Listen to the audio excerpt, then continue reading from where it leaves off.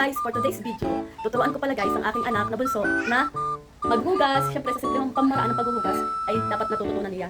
Hindi naman porket bata pa ay kailangan na natin siyang obligahin maghugas. Yun po ay para lang siya ay matuto habang siya ay lumalaki ay hindi laging maasa sa magulang. Siyempre alam ko rin kayo dito. Sige guys, samahan niyo kami. Maghuhugas kami mag-ina. Yan guys, ang tamang proseso ng paghuhugas. Mag-alok muna ng sabon. Guys, para siya ay matuto. Hindi mo na ilagay. Linit. Yan, tama na. Tama na, o. Hindi mo isaw-saw. Usap po na natin.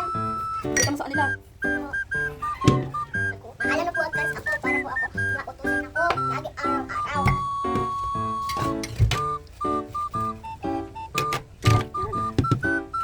Yan. Sa maigi, parang hindi ka sa mga paghuhugas pa. Sa loob. Yan. Yan. Sa'yo tayo lang, balik na bukod. Pagdadagdagan po natin. Pagdadagdagan.